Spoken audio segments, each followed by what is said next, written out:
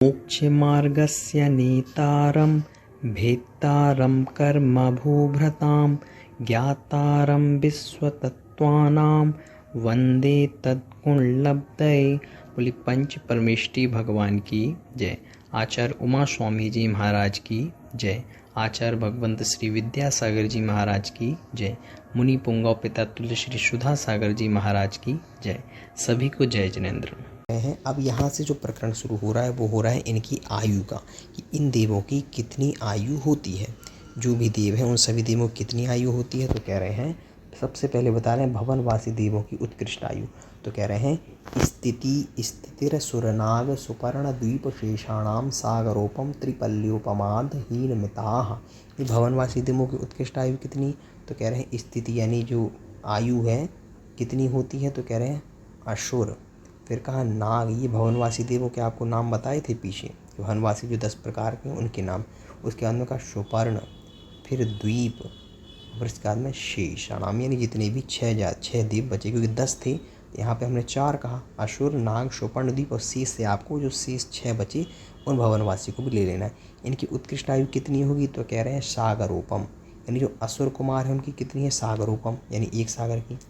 अच्छा, नाग कुमार की कितनी कही। तो कहा त्रिपल्य, त्रिपल्य यानी नाग कुमार की कितनी 3 पल्य। इसके बाद में सुपर्ण की कितनी होगी। तो कह दिया अर्धमहीनमता। अर्धमहीनमता का मतलब इसमें आधा आधा घटाते जाएं। तो सुपर्ण में जब 3 में आप त्रिपल्य में आधा घटा देंगे तो कितना बचेगा 2.5।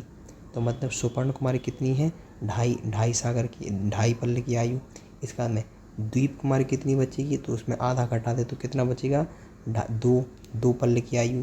इसके बाद में शेष जितनी भी 6 और भवनवासी बचे उन सभी की 1.5 पल्ले की आयु रहती है, अथवा समझना चाहिए। तो क्योंकि कहा ना अर्धहीन में, तो आधा आधा घटाते जाएं। तो इस प्रकार से सभी की आयु यहाँ पर बता दी गई। फिर से देख लीजिए, जैसे कह रहे हैं असुर की कितनी सागरोपम 1 सागर, नाग की कितनी 3 पल्ले, सुपर्ण की कितनी अर्ध यानी 3 पल्ले में आधा कर दें तो कितना 2.5 पल्ले, द्वीप की कितनी तो 2 में आधा कर दें तो कितना 2.5 में आधा कर दें तो कितना 2, और शेष जितने बचे उनकी कितनी 1.5 पल्ले की आयु रहती है। तो ऐसा आपको समझना चाहिए। ये उत्कृष्ट आयु है भवनवासी देवों की। सौधर्म और ईशान स्वर्ग जो ये वैमानिक देव हैं इनकी कितनी आयु होती है। तो कह रहे हैं सौधर्म ईशान आयु हो सागरोपमे अधिके, यानी सौधर्म और ईशान इन 2 स्वर्ग की, इन 2 वैमानिक देवों की कितनी आयु होती है। तो कह रहे हैं सागरोपम, सागरोपम अधिके, यानी सागरोपम में यहाँ पे द्विवचन का प्रयोग किया, इसका मतलब 2 सागर, 2 सागर की आयु होती है किसकी सौधर्म और ईशान स्वर्ग के देवों की, इन वैमानिक देवों की। अधिक के शब्द से समझ लेना है 2 सागर से कुछ अधिक, इस प्रकार से। अच्छा, अब आप कहेंगे सानत कुमार और माहेंद्र स्वर्ग के देवों की कितनी होती है भाई। तो कह रहे हैं सानत कुमार माहेंद्रयोः सप्त, सागर शब्द पीछे से आएगा। तो सानत कुमार और माहेंद्र स्वर्ग के जो देव हैं, सानत कुमार और माहेंद्र स्वर्ग के देव हैं, दूसरे तीसरी और चौथी वैमानिक देव, उनकी कितनी होती है सप्त यानी 7 सागर की आयु होती है। इसके बाद में आगे कह रहे हैं और जो देव हैं उन सब की कितनी आयु होगी भाई, क्योंकि 16 स्वर्ग है ना, आपने तो केवल 4 का बताया, अभी और भी तो स्वर्ग बचे। इसके अलावा जो 12 स्वर्ग हैं उनकी कितनी होती है। तो कहा त्रिसप्तनवैकादश त्रयोदश पंचदश विरधिकानि तु, यानी त्रि यानी 3, सप्त यानी 7, नव यानी 9, एकादश यानी 11, त्रयोदश यानी 13 और पंचदश यानी 15। इस प्रकार से पंचदश भी अधिकानि तु, अधिकानि तु का मतलब ये जो 7 कहा था इस 7 में अधिक कर दें, अधिक कितना कर दें 3 कर दें, तो फिर 5वें 6वें स्वर्ग की आयु मिल जाएगी। और 7 में जब आप 7 में 7 ऐड कर देंगे, अधिक कर देंगे तो किसकी मिल जाएगी आपको 6वें और 7वें और 8वें स्वर्ग की मिल जाएगी। जब आप 9 ऐड कर देंगे 7 में तो आपको फिर 9वें 10वें स्वर्ग की मिल जाएगी। तो इस प्रकार से आपको 3, 7, 9, एकादश यानी 11, त्रयोदश और पंचदश को क्या करते जाना है 7 में जोड़ते जाना है। तो आपको और स्वर्ग की जो 16 स्वर्ग है उनकी आयु मिल जाएगी। जैसे देखिए यहाँ पे जैसे कहा अगर आप ब्रह्मोत्तर 7 में अगर आप कितना जोड़ेंगे 3 जोड़ेंगे तो होगा 10।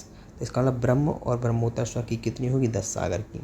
लांता और कापिष्ट उसमें आप उसमें जब आप जोड़ेंगे तो आपका कितना हो जाएगा टोटल आपका 14 सागर। शुक्र महाशुक्र का कितना होगा 16 सागर। सतार सहस्रार का कितना होगा 18 सागर। आनत प्राणक का कितना होगा 20 सागर। आरण अच्युत जो अंतिम स्वर्ग है उसका कितना होगा 22 सागर। इस प्रकार से आपको समझना चाहिए। अच्छा, ये जितने भी देव हैं, इनकी जितनी भी आयु है, इन सभी का जो चार्ट है वो मैं इस वीडियो में लगा दूंगा, वो आप इससे भी देख सकते हैं, जिससे आपको क्रमशः सभी चार्ट में बने हुए दिख जाएंगे कि स्वर्ग के देव की कितनी उत्कृष्ट और जघन्य आयु होती है। बस इसमें एक विशेष याद रखिएगा, अधिक ही यानी अधिक शब्द सब में लगाना है, जितनी भी आयु उसमें कुछ अधिक, ऐसा है ना। इसके बाद में कह रहे हैं जो ग्रैवियक, अनुदिश और अनुत्तर विमान वाले उनकी कितनी आयु होती है, तो कह रहे हैं आरणाच्युतादूर्ध्वमेकैकेन नवसु ग्रैवियकेषु विजयादिषु सर्वार्थ सिद्धौ च, यानी नवसु ग्रैविकेषु यानी 9 ग्रैवियकों में, 9 अनुदिशों में, और विजयादिषु सर्वार्थ सिद्धौ च, और इसके अलावा जो 5 अनुत्तर, विजयादिषु का मतलब विजयादिषु सर्वार्थ सिद्धि से मतलब 5 अनुत्तर विमानों में।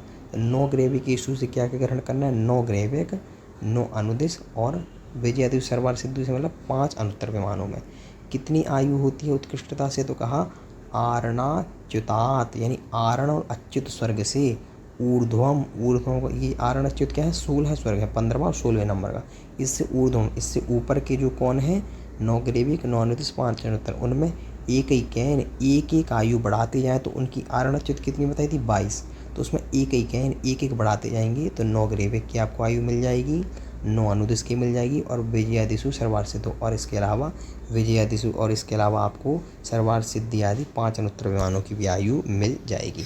जैसे देखिए बढ़ाते हैं, जैसे मान लीजिए हमने कहा 22 सागर की आयु है, तो 22 सागर की जब आयु हमने कहा आरण अच्युत की, तो जब आप ऊपर 9 ग्रैविक में एक एक बढ़ाते जाएंगे तो प्रत्येक ग्रैविक में बढ़ाना, तो पहले ग्रैविक की कितनी हो जाएगी 22 से 23 हो जाएगी, 9 ग्रैविक है ना, दूसरे ग्रैविक की 24 हो जाएगी, फिर तीसरे की 25 हो जाएगी, फिर 26, 27, 28, 29, 30, और 9वें ग्रैविक कितनी हो जाएगी 31 सागर। और फिर 9 अनुदिशों में जब बढ़ाना है तो 9 में एक एक में सब में नहीं बढ़ाना, केवल 9 अनुदिश में एक बढ़ा दें, तो 9 अनुदिश में जितने भी देव हैं सभी की कितनी होगी 32 सागर होगी।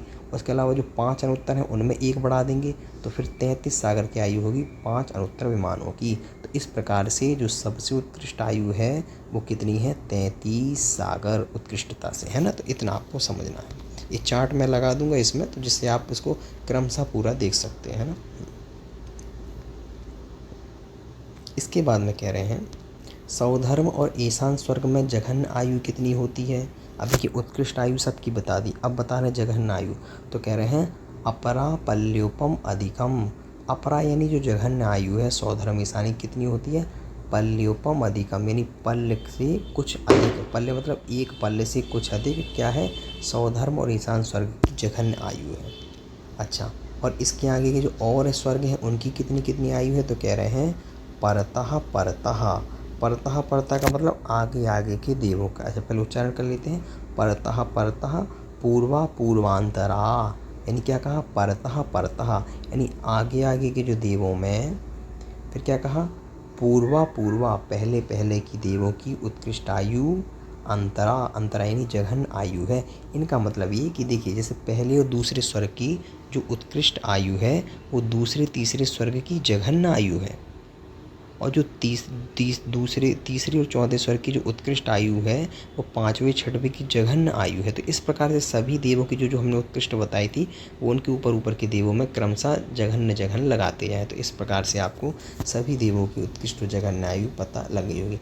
इसका चार्ट आप अवश्य देख लीजिएगा, इस वीडियो में ही प्रारंभ में उस चार्ट को हम लगा देंगे, है ना ऐसा। इसके बाद में कह रहे हैं जो नरक हैं, तो नरक में जो नारकी जीव हैं उनकी कितनी उत्कृष्ट आयु होती है, तो कह रहे हैं नारकाणाम चा द्वितीयादिषु, यानी जैसे हमने देवों में बताया कि पहले स्वर्ग की उत्कृष्ट आयु दूसरे की जघन्य, और पहले दूसरे की जो उत्कृष्ट आयु है वो तीसरे चौथे की जघन्य, तीसरे चौथे की जो उत्कृष्ट आयु है पाँचवें छठवें की जघन्य, ऐसे क्रम से लगाते जाना है। तो वही बात कह रहे हैं नरक में भी ऐसा ही लगाएं, जैसे हमने तीसरे अध्याय में बताया था 23, 1, 3, 7, 10 इस प्रकार से सभी देवों की उत्कृष्ट आयु बताई थी। तो जो पहले नरक की उत्कृष्ट आयु है जो जघन्य आयु है वो दूसरे नरक की क्या कहलाए। अच्छा यहाँ पर जघन्य की बात कर रहे हैं, तो जो पहले नरक की जो उत्कृष्ट आयु है वो दूसरे नरक की जघन्य आयु है, और जो दूसरे की जघन्य उत्कृष्ट आयु है वो तीसरे की जघन्य आयु है। तो इस प्रकार से सबका लगा लेना है, इस प्रकार से। तो क्या कहा, नारकाणाम च द्वितीयादिषु, जैसे हमने पीछे बताया ऐसे ही नारकाणाम नार की जीवों में भी द्वितीयादिषु, यानी दूसरे दूसरे नरकों की उत्कृष्ट आयु लगा लेना है। जो पहले नरक की जघन्य है वो दूसरे की उत्कृष्ट है जघन्य आयु है। इस प्रकार से आपको सभी में लगा लेना है। और चार्ट आप अवश्य देख लीजिएगा जो वीडियो के सबसे प्रारंभ में लगा हुआ है, जिससे आप पूरा अपनी कॉपी में चार्ट बना लें। इसके बाद में कहा प्रथम नरक की जघन्य आयु कितनी है भाई, तो कहा पहले देखिए दूसरे की कितनी जघन्य आयु है, वो तो पहले की उत्कृष्ट होगी। और तीसरे की कितनी जघन्य आयु है, उत्कृष्ट आयु जघन्य आयु है, जो दूसरे की उत्कृष्ट होगी। तो ये तो पता है, लेकिन पहले की कितनी है, तो उसके लिए कहा 10 वर्ष सहस्राणि प्रथमायाम। 10 वर्ष सहस्र का मतलब होता है 10,000 वर्ष होती है प्रथमायाम, यानी मतलब पहले नरक की जघन्य आयु, ऐसा।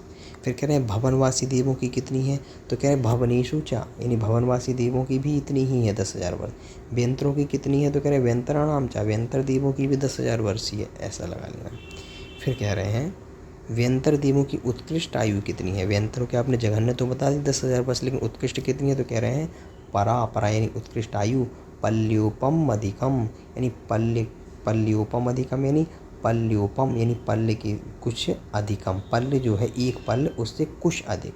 तो परा यानी उत्कृष्ट आयु, पल्योपम अधिकम यानी पल्य से कुछ अधिक। इस प्रकार से एक पल्य की आयु समझनी चाहिए, यानी व्यंतर जाति के देवों की एक पल्य की आयु होती है, परंतु एक पल्य से अधिकम यानी कुछ अधिक, ऐसा।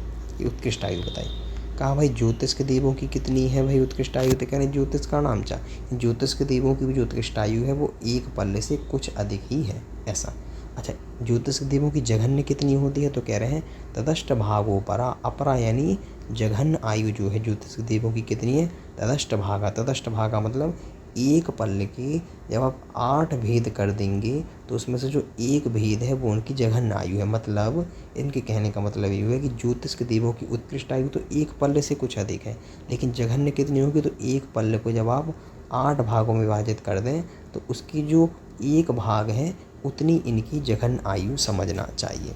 अच्छा, अब कह रहे हैं जो आपने लौकांतिक देवों की बात की थी, तो लौकांतिक देवों की कितनी उत्कृष्ट जघन्य आयु होती है, तो कह रहे हैं लौकांतिकानाम अष्टौ सागरोपमाणि सर्वेषाम मतलब सर्वेषाम लौकांतिक जीवानाम, यानी समस्त लौकांतिक देवों का जो क्या है, लौकांतिक देवों का अष्टौ सागरोपमाणि, यानी अष्टौ सागरोपमाणि का मतलब 8 सागर की इनकी क्या होती है, सर्वेषाम लौकांतिका नाम, यानी समस्त लौकांतिक देवों की क्या है, अष्टौ सागरोपमाणि, यानी 8 सागर की उत्कृष्ट भी और जघन्य भी दोनों आयु समझ लेना।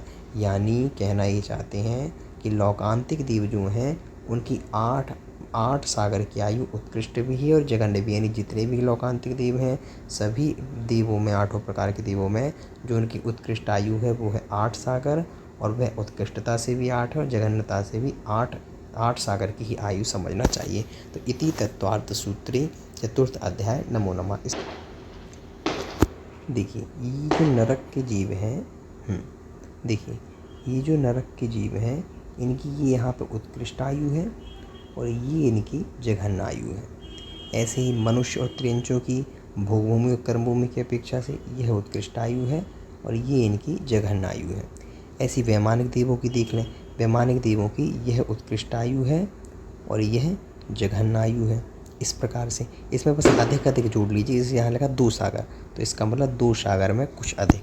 तो इस प्रकार से सभी में आपको लगा लेना है इन आयु में।